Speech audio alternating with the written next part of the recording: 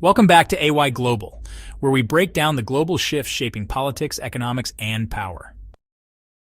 China has just opened a brand new maritime route that could reshape global trade. A Chinese container ship recently departed from Ningbo, sailed past Qingdao and Shanghai, crossed the Arctic waters, and arrived at Felixstowe, the largest container port in the United Kingdom, in just 18 days. From there, it continued on to Rotterdam in the Netherlands, Hamburg in Germany, and finally Gdansk in Poland. This isn't a trial run, it's the official launch of what Beijing calls the China-Europe Arctic Express. For the United States, this is troubling news. The new route bypasses American geopolitical influence and gives China a faster, cheaper, and safer gateway to both Europe and Africa.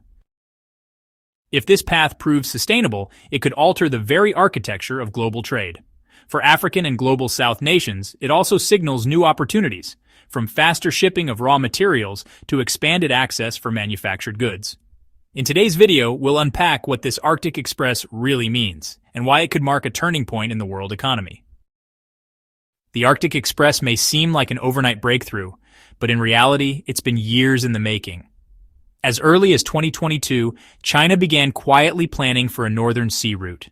A new shipping company focused specifically on polar navigation was established, and its engineers worked on solving technical hurdles like ice-resistant vessels, icebreaker escorts, and specialized port facilities. Russia quickly became an essential partner. With the Arctic forming part of its northern frontier, Moscow had both the geography and the experience to make this project possible. In June 2025, under the joint framework of the China-Russia Arctic Route Development Subcommittee, the two sides achieved a breakthrough in infrastructure cooperation. This laid the groundwork for China's first stable Arctic shipping service. Today, most voyages begin at major Chinese ports, Qingdao, Shanghai, or Ningbo, before cutting through the polar waters and arriving in the United Kingdom, the Netherlands, Germany, and Poland.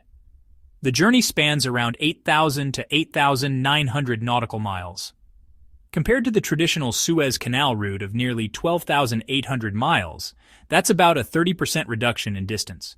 For global shippers, it means faster delivery times, and for African and Global South economies, it hints at new trade channels less dependent on Western-controlled waters. The strategic importance of the Arctic Express becomes clear when we look at U.S.-China trade tensions. Washington has long used its influence over key maritime choke points to pressure rivals. Former U.S. President Donald Trump even described the Panama Canal as a national asset and hinted at using military force to secure control, citing China's growing role in the region. More recently, Chinese vessels entering American ports have faced rising costs due to targeted tariffs and port fees. The message was simple: increase the price of China's global exports. But with the Arctic Express, Beijing has built a route that entirely sidesteps American control. This is not just about speed or cost savings, it's about resilience. By creating a northern passage into Europe, China weakens Washington's leverage over its shipping lanes. For high-value, high-tech goods like electronics, renewable energy equipment, and advanced machinery, this route offers a more secure alternative. For the Global South, including African nations, the message is equally powerful. Dependency on a handful of Western-controlled routes is no longer inevitable. As China diversifies its pathways, it also creates new opportunities for other countries to plug into a less U.S.-centric trade network.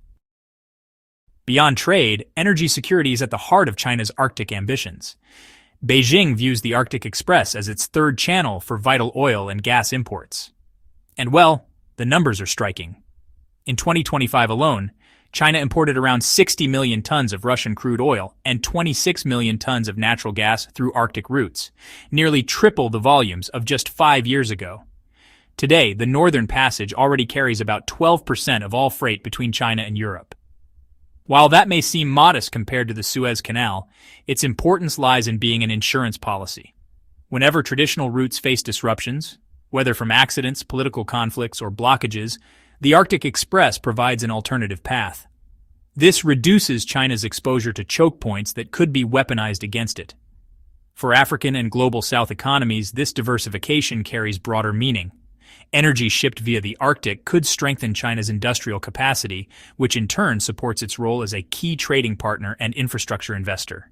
In short, the Arctic isn't just about ice and distance.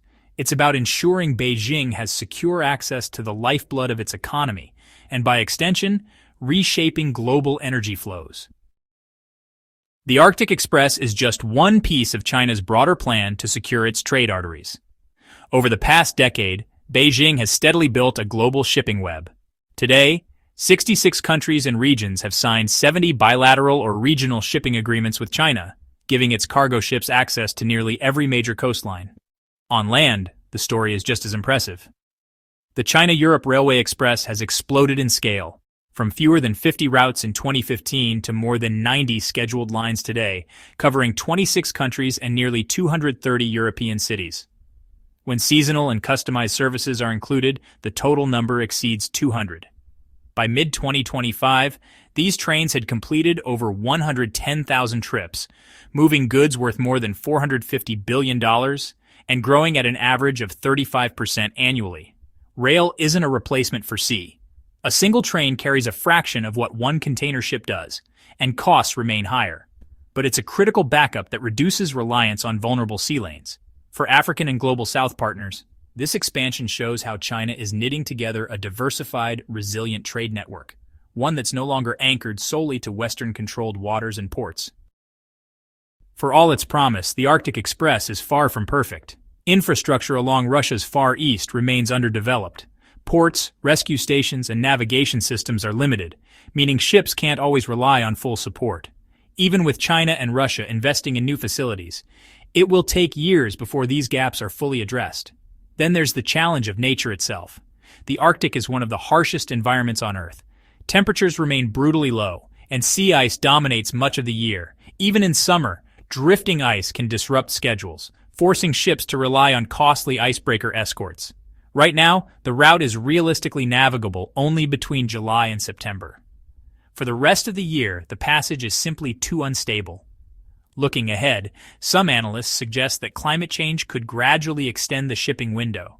By 2050, melting ice might allow up to 6 months of relatively ice-free navigation.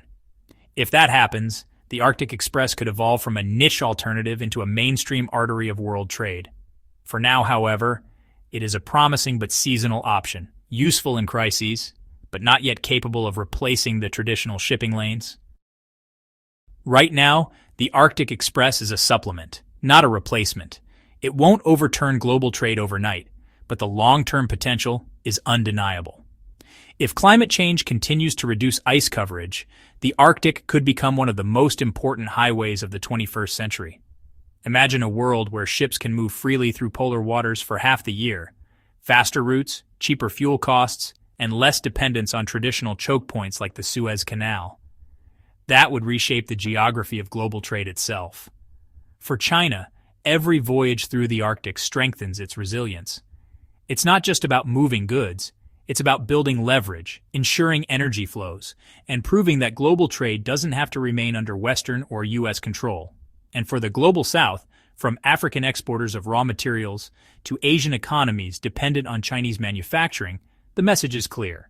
A more diversified global shipping system means more opportunities to bypass old bottlenecks and connect directly to growth markets. That's the story for today. What do you think?